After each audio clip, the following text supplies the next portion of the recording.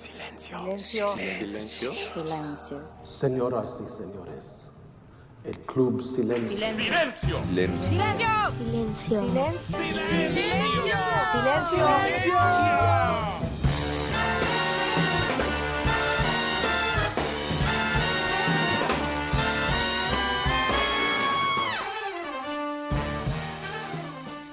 Buenas tardes, bienvenidos a nuestro programa de este día 1 de julio del año 2015.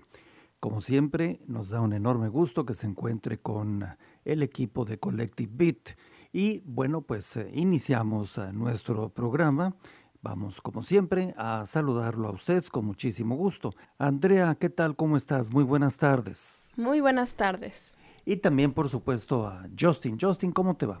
Hola, me quedo octopuseando como siempre. Muy bien, bueno, pues continúa con sus prácticas y en este momento vamos a comenzar hoy con la expresión que nos ha seleccionado Andrea, y es una expresión que seguramente nos va a dejar una tarea para pensar.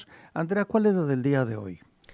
Hoy la frase la dijo el arquitecto, escultor, pintor, inventor e ingeniero italiano Leonardo da Vinci, y él dijo lo siguiente: quien no castiga el mal, ordena que se haga.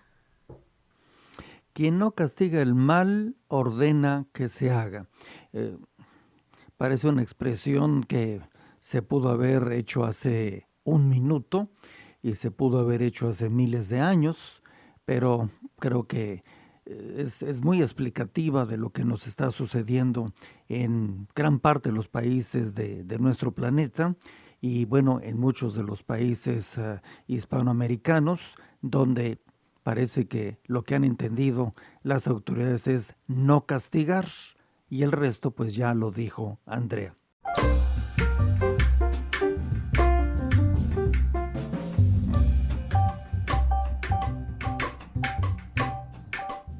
Esta tarde nos encontramos, como lo hemos anunciado, en nuestro programa Silencio, aquí desde los Estados Unidos de Norteamérica, a un hombre que ha dedicado pues casi toda su vida profesional, si no es que toda, a estudiar y a comprender qué es lo que sucede con diferentes materias, y una de ellas es precisamente el tema económico, sin descontar otros.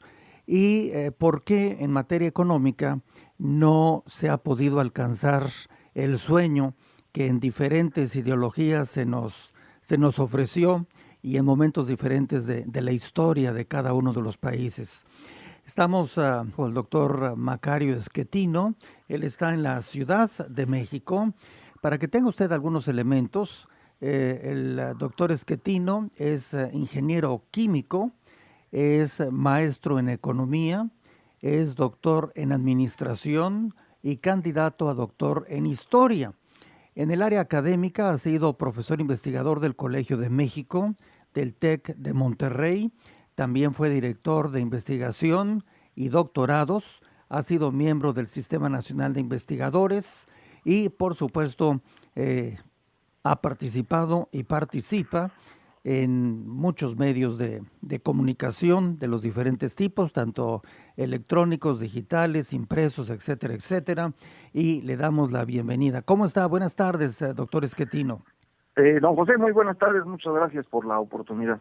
Al contrario. Bueno, pues la pregunta es, de todos los modelos, conceptos, ideologías, algunos casi religiones económicas, pareciera que en el mundo, y esto incluye por supuesto Hispanoamérica, hemos intentado, si no todo, casi todo. ¿Por qué razón? ¿Dónde se inicia el problema que enfrentamos muchos países para no poder salir de lo que algunos llaman el agujero, o una situación donde no satisfacemos las necesidades de la mayoría de nuestra población en muchos países del mundo, doctor Schettino? Bueno, es una pregunta efectivamente compleja. Llevamos 200 años tratando de entender qué es lo que ha pasado, porque precisamente en estos últimos 200 años es que el mundo ha generado riqueza en gran cantidad. Antes de eso, prácticamente no había crecimiento económico en el mundo, en ninguna Sí. parte del mundo, todos los países eran más o menos pobres. Y es a finales del siglo XVIII, principios del XIX, que empieza a haber un crecimiento económico significativo en algunas partes del mundo, pero no en todo. Y esto es lo que ha ido haciendo una gran diferencia conforme avanza el tiempo, países que son exitosos y cada vez lo son más, y otros países que no tienen éxito y que se van quedando estancados. Entonces, traté de entender cuál es la razón detrás de esto, y creo que no es una razón económica. Creo que parte del Sí, problema es sí. tratar de explicarlo de forma económica. El problema detrás de todo esto es, creo yo, un problema de construcción política y de forma de pensar. Y la conclusión que puedo extraer después de revisar pues las distintas teorías que existen y la historia de todos los países grandes del mundo de los últimos 200 años, es que hay dos grandes diferencias entre los países que son exitosos y los que no lo son. La primera es que todos los países exitosos tienen un Estado fuerte, limitado por la ley y responsable frente a los ciudadanos. Sí. Y la segunda es que en todos los países exitosos la sociedad celebra la producción de riqueza y desprecia a quien tiene riqueza por privilegios. Estas dos diferencias hacen a los países exitosos y nos dejan atrás a los que no hemos podido instrumentar. Bueno,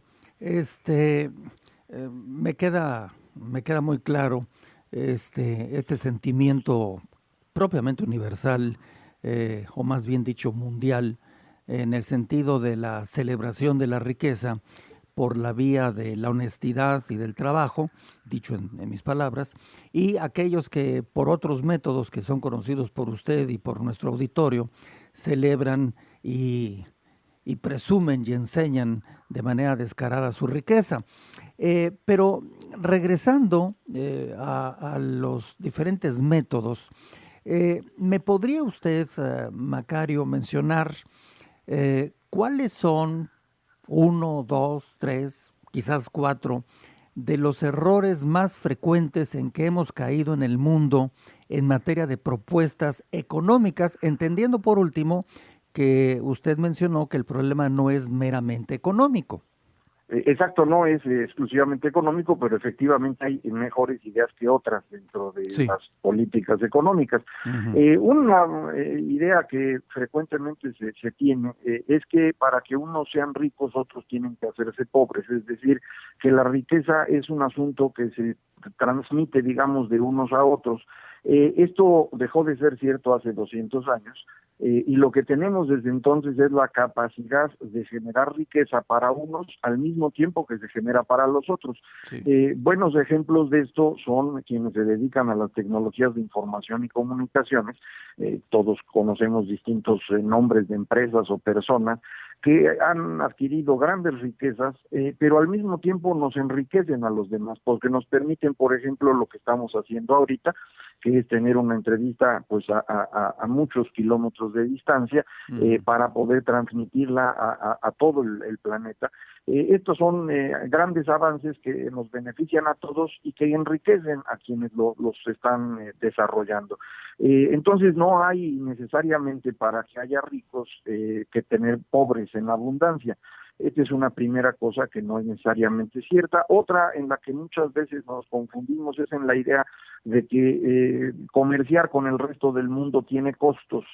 Por ejemplo, ahora en los Estados Unidos se discute acerca de si debería haber el acuerdo transpacífico o se habla en contra de los inmigrantes mexicanos y del comercio, pensando que eso ayuda en algo, y no, es al revés. El comercio beneficia siempre a todos. Cada vez que uno compra o vende algo, se genera riqueza por ese mismo hecho. Quien vende lo está haciendo porque considera que la cantidad que le están pagando vale más que lo que está dando a cambio. Y en cambio quien compra percibe que lo que recibe vale más que el dinero que pagó. Entonces los dos ganan. Y esa es una generación de riqueza automática. Este tipo de cosas a veces no se entienden bien, y nos llevan a tener economías cerradas en donde lo que se quiere hacer es quitarle a unos para darle a otros, y el resultado de este camino ha sido muy negativo. Esto fue pues algo muy común en el siglo XX en muchas partes, incluyendo en buena parte de América Latina, y el resultado fue el empobrecimiento del continente.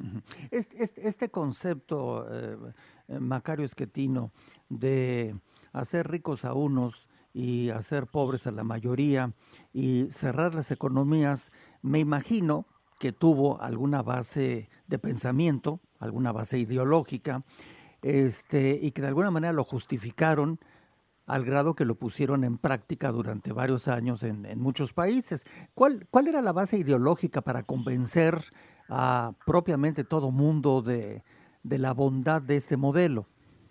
La idea original es lo que los economistas o los historiadores de la economía le llaman mercantilismo, y es el sistema económico que se usó en el siglo XVII. Sí. En Francia, por ejemplo, Luis XIV, eso es lo que hace. Pero en esa época efectivamente no se generaba riqueza. Se vuelve a utilizar en el siglo XX, fundamentalmente utilizando como respaldo ideológico el pensamiento de izquierda, yo diría el marxismo en los países que son comunistas, sí, y en los que no lo somos, como fue el caso de América Latina, pero que también lo utilizamos. Probablemente los amigos del auditorio que son de edad avanzada, como usted y yo, se acuerden de la teoría de la dependencia, esta idea en los años 70 de que los países latinoamericanos éramos dependientes de Estados Unidos, que Estados Unidos abusaba de nosotros, y con base en eso decíamos, pues no hay que comerciar con ese país y no necesitamos tener ese tipo de relación. Y el costo ha sido muy alto. Para ir cerrando ese capítulo y pasar al 2, es la época que se recuerda por parte de algunas personas en donde voy a robarme una frase de la propaganda política: lo hecho en México está bien hecho. No hay que comprarle a los españoles, no hay que comprarle a los italianos, no hay que comprarle a los estadounidenses, nosotros podemos ser autosuficientes y es el mejor modelo de economía. Exacto, eso es lo que hicimos. Esto en América Latina tiene su origen en esta organización que se llama la CEPAL, la Comisión Económica para América Latina, una parte de Naciones Unidas, que fue dirigida originalmente por un señor llamado Raúl Prebisch, un argentino, fue director del Banco Central de ese país, y que posteriormente llegó a dirigir la CEPAL, y él construyó esta idea de que comerciar nos hacía daño, que los términos de intercambio, que es el nombre técnico de la diferencia de precio entre un país y otro, pues iba a jugar en nuestra contra y nos iba a dañar. Y por eso nos empezamos a aislar. En México esto se llamó la industrialización vía sustitución de importación. Así es. Es decir, en vez de importar, como usted bien decía, lo producíamos en México, decíamos, lo hecho en México está bien hecho, y a comprar.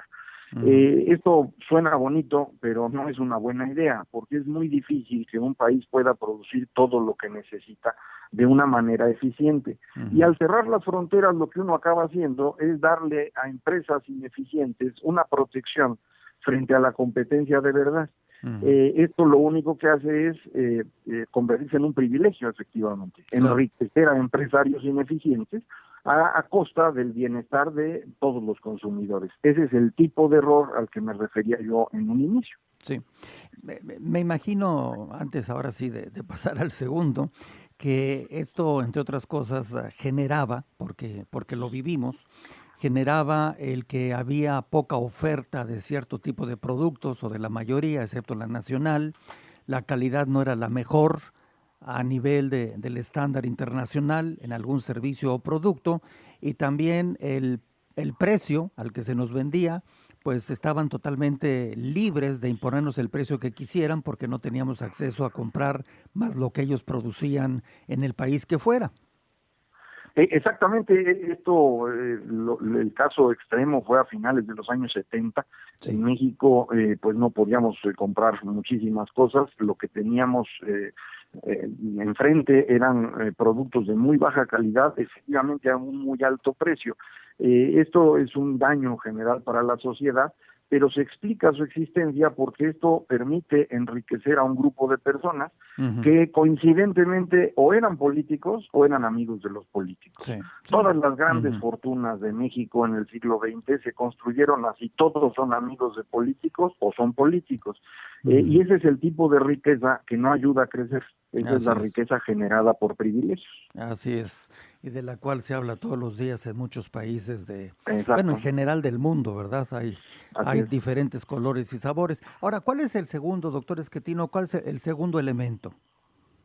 El segundo elemento de ¿qué, perdón? De los tres que me dijo usted que marcaron. Decía yo, se necesita este Estado fuerte, limitado por la ley y responsable frente a los ciudadanos. Eso también ha sido una gran falla en América Latina. No hemos tenido siempre estados fuertes. Cuando los tenemos, no están limitados por la ley. Por ejemplo, en México, durante el siglo XX, el Estado era muy fuerte, el Estado mexicano era verdaderamente fuerte, pero no había ley que limitara a ese Estado, ni mucho menos les interesaba responder a los ciudadanos, ellos controlaban al país. Cuando a partir de 97 logramos ir debilitando el Estado mexicano, pues nos quedamos con un Estado débil, pero sin ley y sin responsabilidad frente a los ciudadanos, porque apenas se estaba construyendo. Y eso es lo que marca lo que hemos vivido los últimos 20 años en México, un proceso pues bastante complicado. Ahora, en el caso de un aparato judicial que de alguna manera parece ser paralítico, si me permite, o discapacitado, ¿cuáles son el tipo de cosas que en los últimos 20 años, aunque el debieran, como dicen, tampoco existe, pero el tipo de cosas, con algún ejemplo, que deberían de haberse impedido a través de la ley y que no se impidieron y nos causó daño? Bueno, durante todo el siglo XX en México no había ley, es decir, se supone que existía la Constitución, pero nadie le hacía caso, no se necesitaba, las decisiones las tomaba el presidente, él nombraba a su sucesor, nombraba a los gobernadores, era quien ponía la lista de diputados y senadores, era un control absoluto del país. Cuando de pronto el presidente deja de tener este poder, a partir de 1997, que el PRI pierde el control de la Cámara de Diputados, nos enfrentamos a la necesidad de usar la ley, y entonces nos damos cuenta que la ley no servía para nada, que la Constitución que habíamos escrito 80 años antes, pues no tenía las características necesarias para operar en ese momento. Y entonces empiezan a crecer estas cosas que se llamaron los poderes fácticos. Por ejemplo, grandes empresarios con poder monopólico, estos que hablábamos de los privilegios, que empiezan a actuar por su propia cuenta, ya no dependen del presidente, ya no le responden a nadie. Lo mismo ocurre con los gobernadores. Hasta 1997, o estrictamente hablando hasta 95, que es cuando Roberto Madrazo se enfrenta a Ernesto Zedillo, hasta ese momento no había gobernador que le pudiera ganar a un presidente, y entonces todos eran sus, digamos, subordinados. A partir de 97 ya no, y esto nos ha llevado en México a que los gobernadores se conviertan pues en los señores de horca y cuchillo de su estado y actúen como actuaba el presidente a nivel nacional en el siglo XX. Ahora lo hacen ellos en su estado y lo saquean. Tenemos ejemplos en abundancia en nuestro país. Y lo mismo ocurrió con líderes sindicales. Por ejemplo, el gran crecimiento de Elba Ester Gordillo como líder del sindicato de maestros ocurre precisamente de 97 en adelante. Creo que estas son cosas, por ejemplo, que la ley debía haber impedido, pero al no existir o al ser insuficiente, pues no lo pudo hacer y fueron creciendo estos grupos que fueron empezando a, digamos, tomar control del Estado mexicano. Y creo yo que el Pacto por México y las reformas que se hicieron en los últimos 2 años han servido mucho para tratar de recuperar el poder del Estado y reducir el poder de estos poderes fácticos. Ahora, hemos llegado a este punto, ¿no? A las famosas reformas del actual presidente Peña Nieto. Aunque esto no implique que no podamos regresar a algunos capítulos del pasado en la conversación, la pregunta que, si no todos, casi todos los mexicanos de todos los niveles socioeconómicos se hacen, doctor Schettino, ¿dónde estamos parados el día de hoy? Porque estamos absolutamente confundidos. En un lado nos dicen una cosa y en otro lado nos dicen otra cosa. Sí, yo creo que la confusión es lo que está más marcado, por eso el libro se llama El fin de la confusión, precisamente. Exactamente. Porque estoy tratando de encontrar cómo salir de lo que nos ocurrió durante este tiempo. Lo que pasa con estas reformas, que yo no llamaría reformas de Peña Nieto, creo que son las reformas que había estado impulsando una parte significativa de la población y en particular las había tratado de sacar adelante el Partido Acción Nacional, Sí. pero no había podido hacerlo porque no tenía mayoría. Sí. Lo que sí logra Peña Nieto es el apoyo del PRI sumado al PAN, al que se suma también una fracción del PRD y por eso salen estas reformas. Detrás del Pacto por México hay 85% del poder político en México y eso hace que logren doblegar a personajes con muchísimo poder, es decir, a la líder del sindicato, incluso la llevan a la cárcel, Sí. logran doblar a los principales empresarios de telecomunicaciones, por ejemplo, el ingeniero Slim perdió $4,000 millones el año pasado como resultado de las reformas, Sí. El señor Azcárraga pierde $800 millones por la misma razón, es decir, esto está golpeando a distintos grupos y todos estos grupos se enojan y empiezan a presionar. Por ejemplo, los maestros que no les gusta la reforma educativa, especialmente en Guerrero y Oaxaca, pues están causando destrozos en distintas partes de la capital y en sus estados de origen. Los petroleros que no les gusta la reforma también han estado presionando, los medios de comunicación, y ahora pues cualquiera puede insultar al presidente de México. Antes no se podía, usted lo recordará cuando pues en los años 90 o antes incluso, pues era dificilísimo a veces tener opiniones amplias en los medios de comunicación electrónicos en México. Ahora no, ahora cualquiera puede insultar al presidente y esto creo yo que ha generado un ambiente muy negativo en el país, porque pues todos los enojados por las reformas, que son casi todos los mexicanos, pues empiezan a actuar o a insultar al presidente y esto va, pues, digamos, complicando el entorno político del país.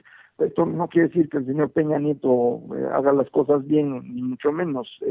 A lo que me refiero es a que tenemos en este momento un gran enojo producto de estas reformas, de distintos grupos que tenían privilegios y los están perdiendo, y eso está moviendo la opinión pública en una dirección que no es muy constructiva. Ahora, en el caso de los llamados poderes fácticos, enojados, los cuales insultan, utilizando más o menos sus palabras, a doctor Schettino, insultan al presidente y de paso a todo el que se atraviesa en el camino. De alguna forma, también la pregunta de algunos, y usted lo habrá quizás visto o leído, es ¿qué hubiera pasado si el actual gobierno no inicia este proceso de las famosas reformas, pero trata de corregir los problemas endémicos del país mediante otras fórmulas que ya existían, y por fórmulas me refiero a instrumentos que ya teníamos en el país y que en algún momento otros presidentes nos dijeron que era la puerta del cielo? ¿Podríamos haber avanzado sin todo este asunto de las reformas y las consecuencias de la reacción? Yo creo que no. Yo creo que México ha estado tratando de cambiar el rumbo que tenía desde hace tiempo. Es decir, durante el siglo XX, la economía mexicana no funciona bien. Existe la creencia de que hubo un milagro económico mexicano y demás. Ahí en el libro detallo por qué eso no es cierto. México crece entre 1910 y 1940 exactamente cero. Es decir, durante 30, cero. Entre 1910 y 1940 estuvimos estancados por completo. Sí. Empezamos a crecer en 1940, en buena medida pues porque llevábamos 30 años de estancamiento. Claro. Pero ese crecimiento de 1940 al día de hoy, en promedio anual, es de 2%. Es decir, lo que la Revolución Mexicana le dio a México fue 30 años de estancamiento y 75 años creciendo al 2% anual. Entonces, cuando se enojan hoy porque crecemos 2.1, 2.2, yo lo que les digo es, pues, ¿qué esperan? Si eso es lo que hemos tenido y eso es lo que vamos a seguir teniendo si no cambiamos la dirección del país. Y por eso los cambios que se han intentado, el primer intento de reformas, como sabemos usted y yo y buena parte del auditorio, lo hace Carlos Salinas a principios de los años 90 y la reacción fue brutal. Pues mataron a Colosio, mataron a Ruiz Massieu, el levantamiento del Frente Zapatista, viene una crisis financiera terrible. Y eso pues nos llevó a 10, 12, 15 años de estancamiento político, porque nadie tenía mayoría suficiente para recuperar el proceso de reforma. Esto se logra en esta ocasión con este Pacto por México, y eso nos da la segunda parte de las reformas que en mi opinión ya prácticamente concluyen toda la transformación. Y frente a eso, pues otra vez la reacción. Afortunadamente una reacción mucho menos fuerte que la de 94.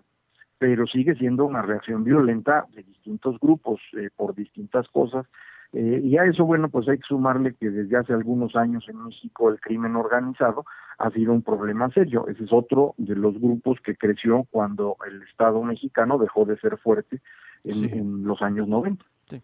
Bueno, y es uno de los grupos que también se le puede llamar un poder fáctico, el cual claramente, al igual que otros sectores empresariales, porque los señores también hacen empresas a su estilo, de alguna manera pues están reaccionando como lo hemos venido observando en los últimos tiempos también, ¿verdad? Así es. Y ellos también pues tenían amigos políticos, ¿no? En muchas ocasiones. Claro. Ahora, una pregunta que no pretende ser teórica totalmente.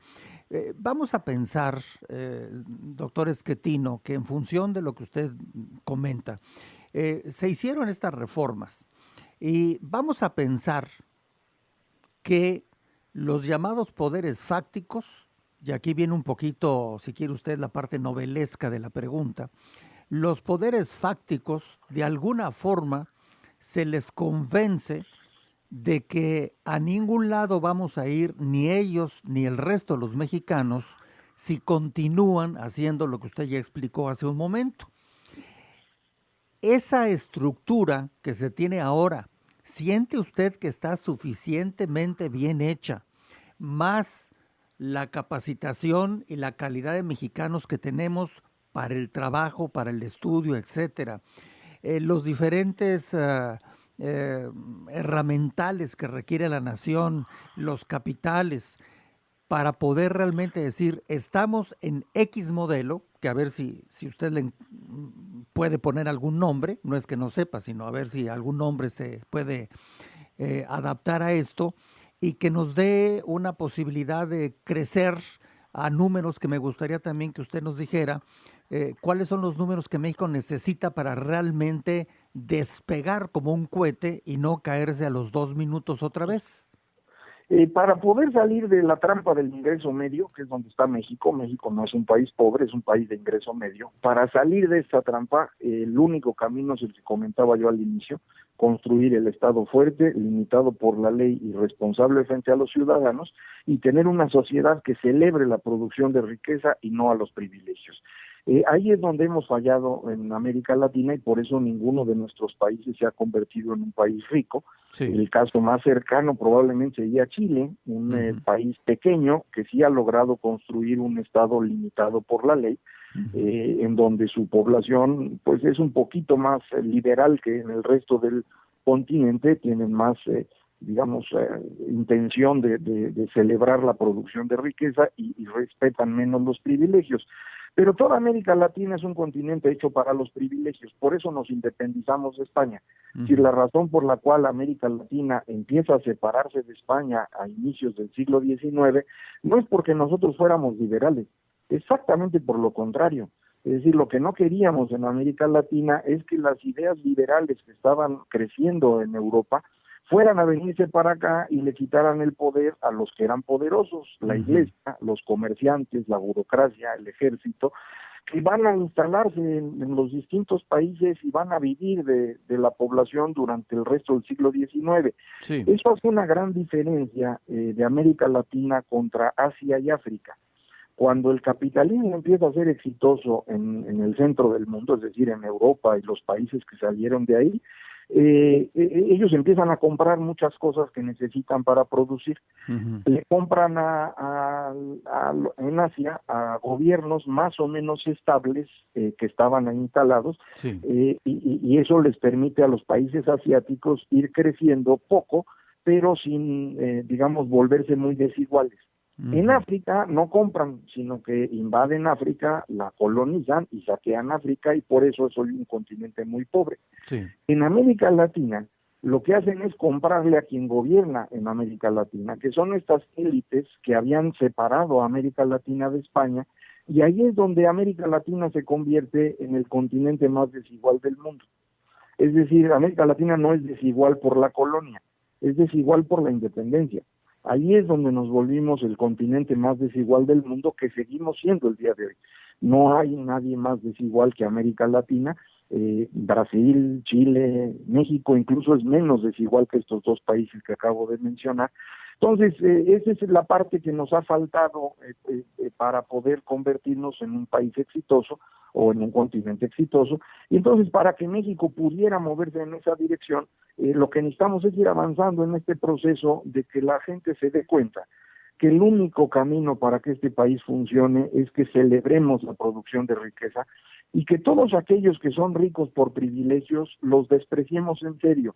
Pero eso aquí no se ve. Usted lo recordará, don José, aquí en México, si alguien es rico porque heredó, o alguien es rico porque es un político corrupto o porque es un narcotraficante, aquí en México se le celebra igual que si hubiera sido rico por haber producido riqueza. Eso no nos permite salir. Bueno, eso cabe en el cajón de la cultura, dirían algunos. A ver, ¿qué me iba a decir? Perdón. No, sí, exactamente, eso es parte de la Sí. cultura, pero es un proceso que hay que ir construyendo, no se hace solito. Es decir, si nosotros en América Latina, en lugar de habernos independizado como lo hicimos, nos hubiéramos movido en otra dirección, no seríamos el continente más desigual. Sí. Y en México durante el siglo XX, en lugar de tener un gobierno autoritario sin ley, hubiéramos tenido ley, hoy no seríamos uno de los países más corruptos del mundo. Entonces, estas cosas políticas se convierten en cultura en el tiempo. Sí. Hoy en México, por ejemplo, no se celebra la producción de riqueza porque nuestros libros de texto gratuitos siguen diciendo que los empresarios son malos. Si nosotros en América Latina pensamos que los empresarios son malos, pues jamás va a haber riqueza. No hay forma de producir riqueza si no es a través de los empresarios. Y eso aquí es dificilísimo decirlo, usted lo recordará, aquí en México este tipo de cosas son difíciles de decir porque la gente fue adoctrinada en el sistema educativo mexicano para pensar lo contrario. Bueno, pero si la idea es avanzar y sabemos que tenemos obstáculos como muchos de los que usted ha señalado, doctor Schettino, yo le quiero preguntar si en este día primero del mes de julio le ponen sobre su escritorio, en su oficina, un libro blanco y le dicen, por favor, pónganos usted los pasos a seguir para que podamos echar hacia atrás no solamente cuestiones que ya se discutieron en el Congreso y que mucha gente todavía tiene dudas porque no se conoce bien a bien o porque no las hay o porque no están completas o porque simplemente no se difunden las leyes secundarias como les dicen. Pero, sí, ¿qué otras cosas necesitamos hacer? Usted hablaba del libro de texto, hablaba usted de medios. ¿Qué se necesita hacer para que no nos vayamos en cámara lenta? Yo creo que efectivamente, como usted dice, las reformas no se han comprendido porque son muy complicadas, muy grandotas, no se han difundido bien. Modificamos tantas leyes al mismo tiempo que la verdad ni siquiera sabemos si va a funcionar bien todo o no. Eso lo vamos a ir aprendiendo con el tiempo. ¿Qué habría que hacer ahorita?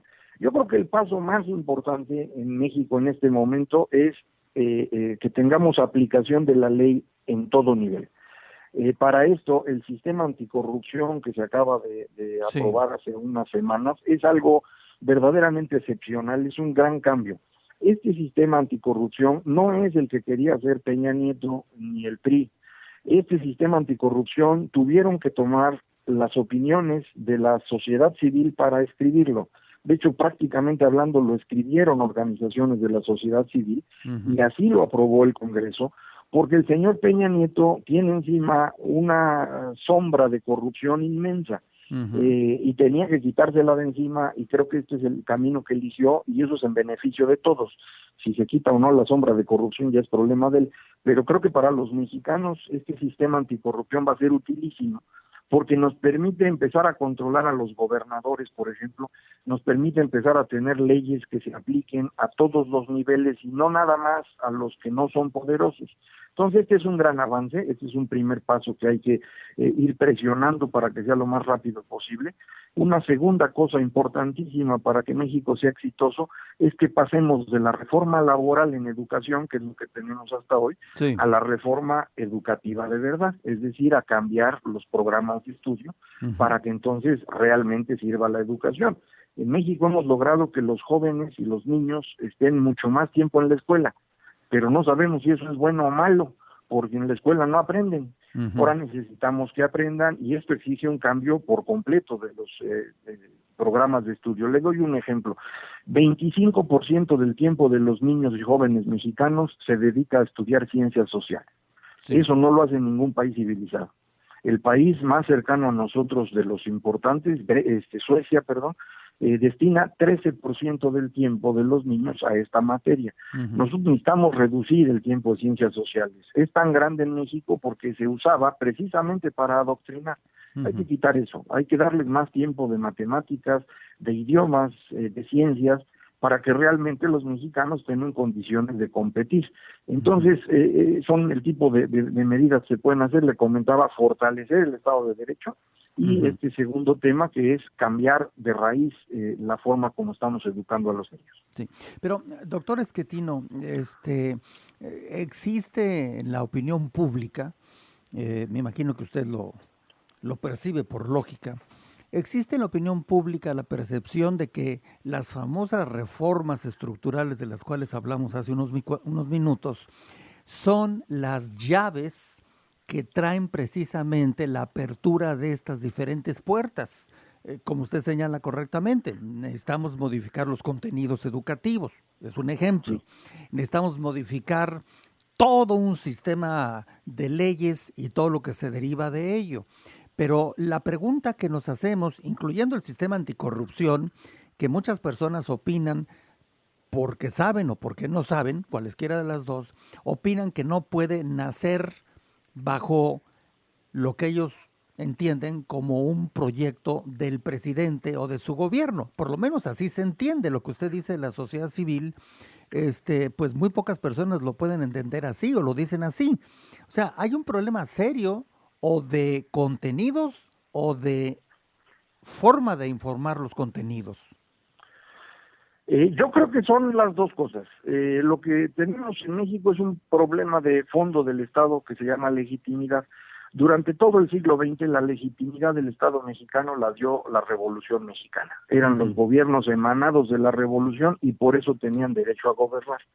De 97 en adelante la legitimidad la dan los votos, la democracia. Sí. Pero la democracia es un asunto que está en crisis a nivel internacional, la gente duda de esto, y entonces en México esto es un problema. Si consideramos además que el gobierno actual viene del PRI y sigue arrastrando un montón de esas cosas que el PRI construyó en el siglo XX, pues entonces su legitimidad es más baja aún.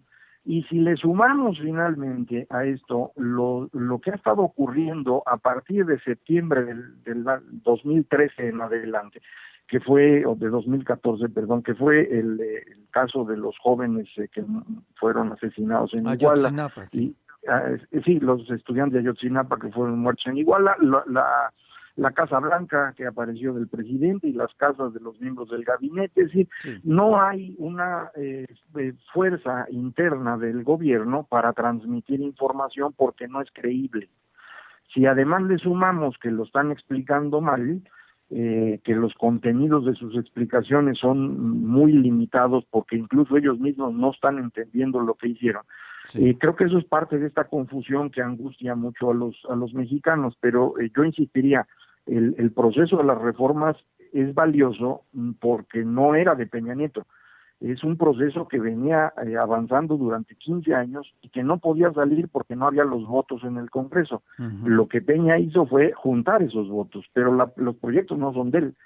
Más de la mitad de las cosas que venían en el Pacto por México fueron copiadas literalmente de la propuesta de Josefina Vázquez Mota, por ejemplo. Ahora, Los mexicanos que lo están escuchando, y los uruguayos y los bolivianos y los estadounidenses, etcétera, etcétera, que es nuestro mercado donde se habla español, se han de preguntar ya en la recta final de la conversación, han de preguntarse, doctor Schettino, a ver, hoy por hoy ya nos explicó usted todos los problemas que existen, que son ciertos, los anteriores, los del medio y los presentes. ¿Qué puedo yo esperar? Y por puedo yo me refiero a las personas. ¿Qué puedo esperar para mí, que soy una persona que tiene una edad mediana, que estoy trabajando, pero que veo que no me está alcanzando? ¿Qué puedo hacer para que mis hijos no se queden sin la escuela a X nivel que ya no puedo pagar? ¿Qué puedo hacer con tantas problemáticas como las que usted ya ha señalado y no voy a repasar, por supuesto? ¿O me voy a ir de este mundo en 10, 15, 20 años, o los que sean 30, y vamos a haber avanzado 3 centímetros? A veces eso es lo que uno se angustia, que ve uno como que muy lento el proceso, medido en términos de la vida de uno, y lo entiendo perfectamente. Sin embargo, creo yo que México va a entrar en una etapa de crecimiento mucho más fuerte a partir de estas reformas, entre la reforma energética, la de telecomunicaciones, la de competencia y lo que va a significar la reforma educativa. Creo que podemos hablar de 3 puntos más de crecimiento al año, es decir, del 2% anual promedio de los últimos 75 años que ya le comentaba. México va a poder moverse a una ruta de 5%, cuando menos durante 15 años. Esto ya se nota, no se nota en todo el país, ese es parte del problema, pero si usted ve lo que ha estado ocurriendo en estados como Nuevo León, San Luis Potosí, Coahuila, Querétaro, Aguascalientes, el crecimiento es superior al 5 o 6% anual. El problema es que a la hora que promediamos todo el país, el resultado se va abajo nuevamente, porque tenemos entidades como Oaxaca, Guerrero, Chiapas, Michoacán, en donde el crecimiento es nulo o negativo. La razón de esto es precisamente la gran diferencia en términos del Estado, la limitación por la ley, la intención de la población de festejar la producción de riqueza.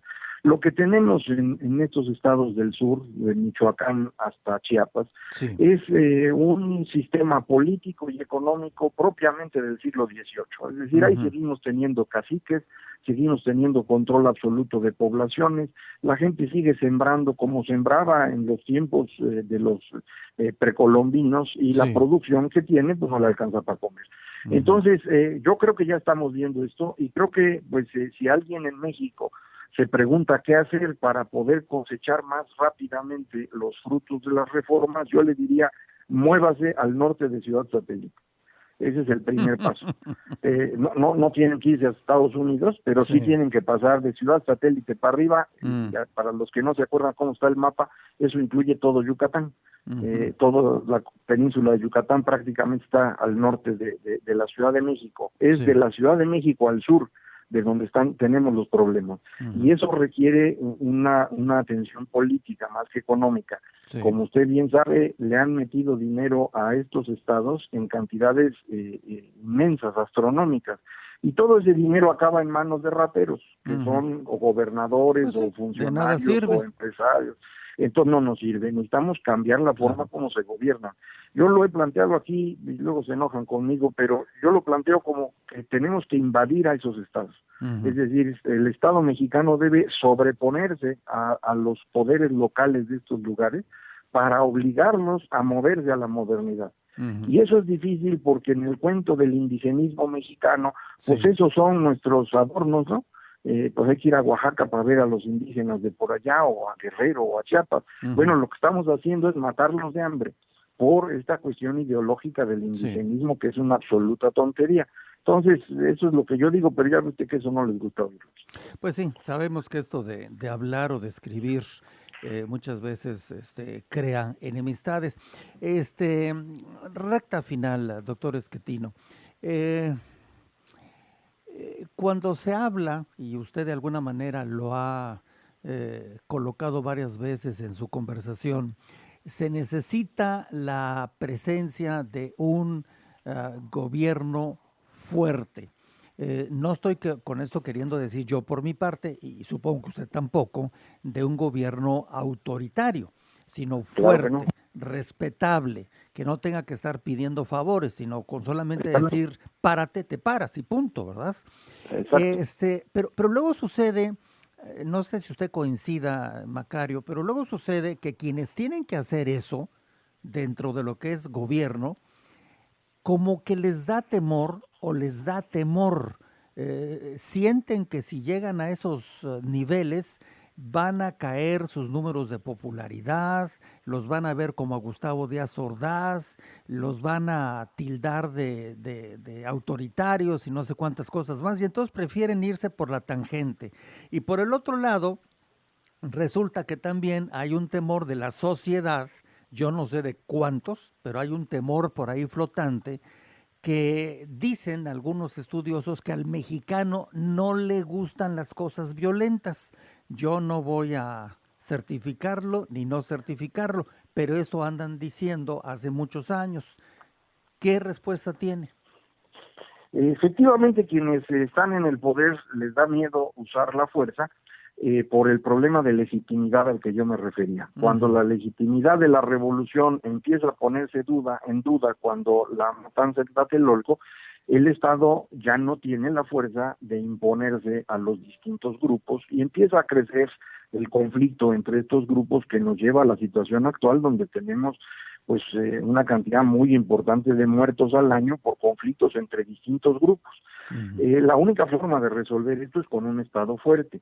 Para evitar que ese Estado fuerte abuse, para eso es que se le debe limitar con la ley y por eso la importancia de este sistema anticorrupción al que yo me refería hace un momento y sobre todo de la reforma judicial que está permitiendo la creación de un fiscal general de la nación y ya no de un procurador subordinado al presidente, o sea que vamos en un camino más o menos correcto.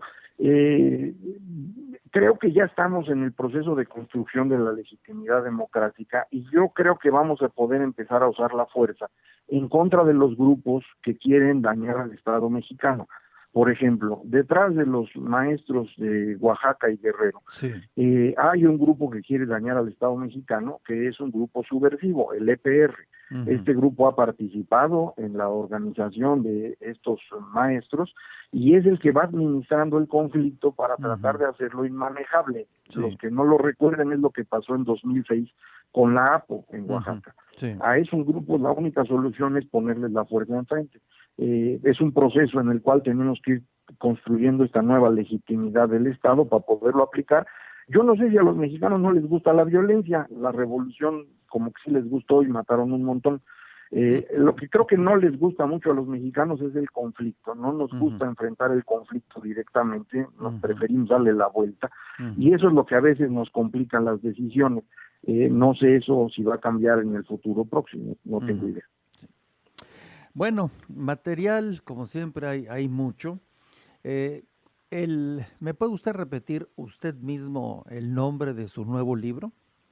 Sí, el libro se llama El fin de la confusión, lo publicó Editorial Paidós y para todos los amigos del auditorio que no están en México, se puede comprar vía electrónica, existe la versión electrónica del libro en iTunes y en Amazon, por si lo quieren leer es más fácil así a pedirlo por correo, ¿no? Bien, muy bien. Bueno, pues lo felicito por uno más de sus muchos libros. El tema es un tema inacabable, creo que usted lo sabe también. Hay, por supuesto, personas que estarían de acuerdo con usted o conmigo, hay personas que no están de acuerdo, es parte de, alguien diría de la democracia, pero también parte de la dificultad para tomar un camino de manera más definitiva. Y le agradezco mucho al doctor Macario Schettino desde la Ciudad de México, el que nos haya dado pues poco más de media hora de su tiempo esta tarde en el programa Silencio. Doctor, me dio mucho gusto saludarlo de nuevo. Al contrario, señor Gutiérrez, el agradecido soy yo. Que le vaya muy bien, buenas tardes. Igualmente, buenas tardes. Gracias, buenas tardes.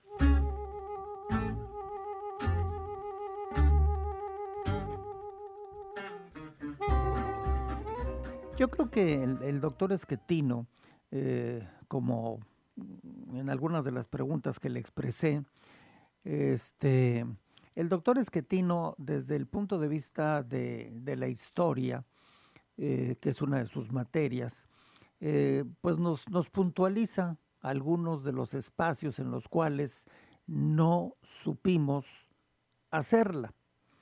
Posiblemente, en algunos momentos, brincaron ideas, brincaron conceptos, se trataron de adaptar modas, formas de hacer economía, de hacer sociedad, de hacer dinero en el sentido social, pero en la práctica, culturalmente, retomo la palabra, o sea, nuestra forma de ser, de pensar, de actuar, etcétera, algo nos atora. Entonces, cuando él nos hace las reflexiones, bueno, necesitamos una reforma educativa. Ya se hizo, según nos dice la Cámara de Diputados y Senadores y según nos dice el presidente de la República, ya se hizo la reforma educativa. Pero ahora resulta, si tomamos las palabras de Macario Schettino, que un grupo de tono guerrillero, EPR, resulta que está pudiendo más, si tomamos eso como un hecho, resulta que está pudiendo más el EPR que todo el gobierno mexicano que está involucrado en sacar adelante las reformas. Como también contestó el doctor Schettino, no sabemos bien a bien cuáles son las reformas, porque hay que decirlo, y no se trata de decirlo para andar molestando a nadie. Por ahí hay un dicho que dice, la verdad no peca, pero incomoda, y si me incomoda, si estoy en una silla incómodo, pues me siento y me acomodo bien para estar a gusto, pero no rompo la silla. Bueno, si incomoda, lo siento mucho, pero ha habido, para mi gusto personal, un gran vacío de comunicación, precisamente de las modificaciones, pero con detalle, no con aburrición, con detalle, para que niños y adultos entendamos qué fue lo que se aprobó en materia educativa. Porque el espacio de la reforma educativa lo ha tomado en la mente de las personas la llamada disidencia educativa, la cual ya conocemos con la sección 22 y una que otra del sindicato de maestros, el que manejaba o maneja, o vaya usted a saber cuál sea la realidad, el Baester, allá desde la cárcel o el hospital. Entonces, si no le damos a la gente, a las personas, a los mexicanos, las reformas, cuchara por cuchara, mira, esta es esta. Entonces, no vamos a entender exactamente qué fue lo que cambió. Y si no entendemos qué fue lo que cambió, pues no sirve para mucho que haya cambiado, porque entonces no se da el contrapeso social. Hay presidentes que dicen, por lo menos he escuchado a presidentes de muchos países, es más, hasta el Papa, que no es presidente, aunque es jefe de Estado en este caso, hasta dice, lo ha hecho famoso, recen por mí, que le ha llamado la atención a muchas personas. Bueno, si esto lo llevo a presidentes o primeros ministros en Hispanoamérica, deberían también de decir algo similar. Yo, presidente, te voy a dar a ti, ciudadano, utilizando los medios necesarios, la información de los cambios que hicimos ¿quién? El Ejecutivo y el Legislativo, para que tengamos una reforma de las 12 reformas que se hicieron. Si no entendemos eso, de nada sirve que digan recen por mí, de nada sirve, como a veces escuchamos, esta no solo es una labor del presidente de la República, del gobierno de la República, es un trabajo de toda la sociedad. Y es cierto. Hay veces, y son muchas, en que todos debemos de empujar la carreta. Y a veces empujamos la carreta, pero unos para un lado y otros para otro. Y por eso la pobre carreta no avanza y solo cruje. Entonces, creo que ayer fue momento, hoy es momento y mañana es momento de decir, a ver, vamos a abrir estos libros, vamos a abrir estas leyes a la sociedad y vamos a explicarles qué fue lo que hicimos. A lo mejor nos van a decir, felicidades, felicidades. Esto es lo que queríamos hace muchos años, porque mucho de esto tiene años de haberse expresado por muchos grupos. A lo mejor habrá algunas cosas que grupos determinados o la sociedad a lo mejor en general digan, no, esto no estoy de acuerdo. Bueno, pues entonces vamos a meterle mano a ver cómo le hacemos para estar todos de acuerdo. Entonces, aquí hay un problema combinado, muy delicado, para no extenderme más. Hay un problema muy complicado. Uno, una falta de autoridad, pero de autoridad entendida en el buen sentido. Yo reconozco que tú eres la autoridad. ¿Por qué? Porque percibo que te la mereces, porque percibo que la usas bien, porque percibo que eres justo en el uso de la autoridad, no injusto, porque percibo que tu autoridad no es selectiva, tu autoridad es universal, etcétera. En el momento que nosotros, los habitantes de México, y va para todos los países también, veamos eso, veamos que abren esas puertas y nos explican qué fue lo que se hizo y lo que se está haciendo y lo que va a traer para el país que sea, tendremos oportunidad democrática, no de poner una boleta en una cajita, democrática, de poder opinar, de poder analizar, de poder discutir, de poder verificar exactamente, bueno, y este cambio qué es y cómo se usa y cómo se aplica. Hay muchas cosas que falta por hacer, no sé por qué no las hacen, francamente no lo sé, porque yo no estoy metido en esa actividad. Tampoco estoy queriendo decir que yo tengo la solución a las cosas, por si alguien pensó eso, pero lo que sí sé es que eso no se ha hecho, entre otras cosas. Eso sí lo sé. Así que, en suma, yo creo que Macario Schettino, con su larga experiencia, tiene razón en muchísimos puntos, pero donde nos quedamos, y déjeme decirle que hemos conversado y conversamos con muchas personas muy capacitadas, preparadas académicamente y en todos los sentidos, pero donde nos quedamos atorados es cómo le hacemos para que se mueva el aparato. ¿Cómo le hacemos, y no me robo la expresión, para que se mueva México? Porque esas palabras ya existían antes de esta administración. Yo no acabo de comprender cómo le vamos a hacer para sintonizar a los gobernadores y que no se caiga en esto que le llaman que cada uno hace lo que quiere en su estado. Bueno, creo que está escrito en las leyes cuáles son las limitantes para que no hagan lo que quieren hacer en su estado. Es más, este día que está transcurriendo, con el que estamos iniciando el 7º mes del año, una de las informaciones de las últimas horas es que el ex gobernador de Coahuila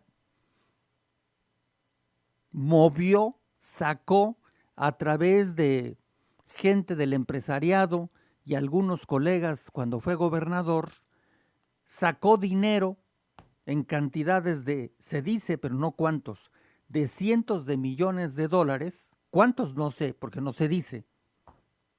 No porque no se sepa, simplemente no se ha dicho. Y que lo mandó fuera del país. Estas son las oportunidades que se le presentan solas a la Procuraduría General de la Nación, de la República.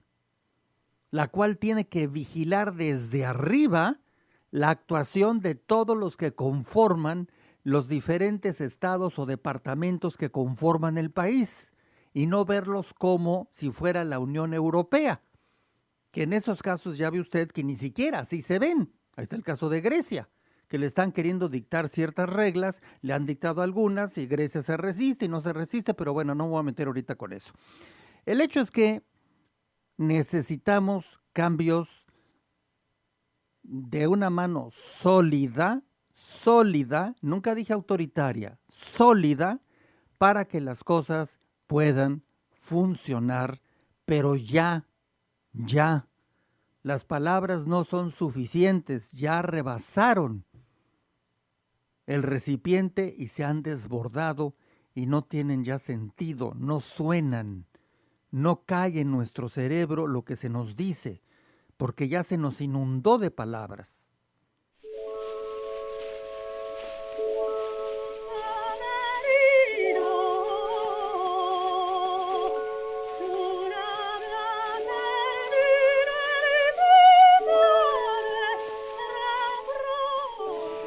Así es, doña Historia. Mire usted, le agradezco lo que nos ha traído esta tarde.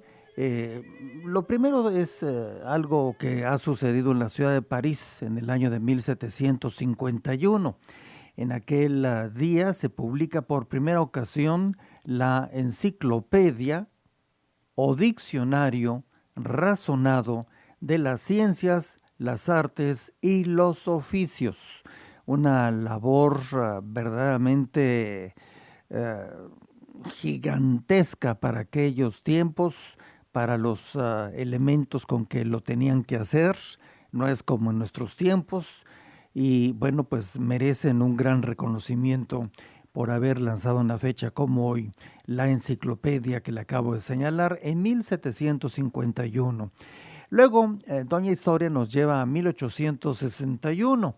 En el Estado Vaticano se publica por primera ocasión un diario, el Observatore Romano. El Observatore Romano tiene, lógicamente, la función de difundir lo que ocurre en el mismo Estado y también lo que ocurre en la Iglesia de Jesucristo. Así que sigue hasta la fecha existiendo, sigue teniendo un buen grupo de colaboradores y sigue de alguna forma marcando cuáles son los pensamientos y la política de la Iglesia Católica y se fundó un día como hoy. Un tercer elemento es el primer zoológico abierto en los Estados Unidos de Norteamérica. Esto ocurrió en la ciudad de Filadelfia.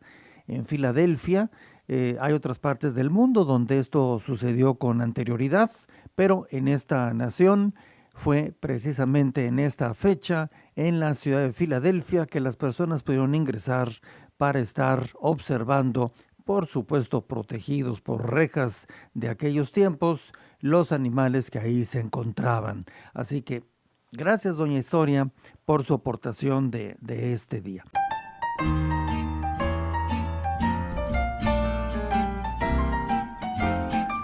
Y bien, pues así terminamos este programa. Mañana estaremos, como siempre, en la tarde, a las 4 de la tarde, para continuar con Silencio.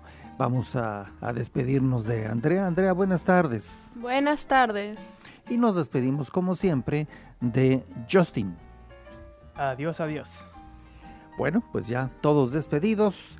Lo dejamos para que siga usted en la siguiente ronda escuchando Silencio de Collective Beat.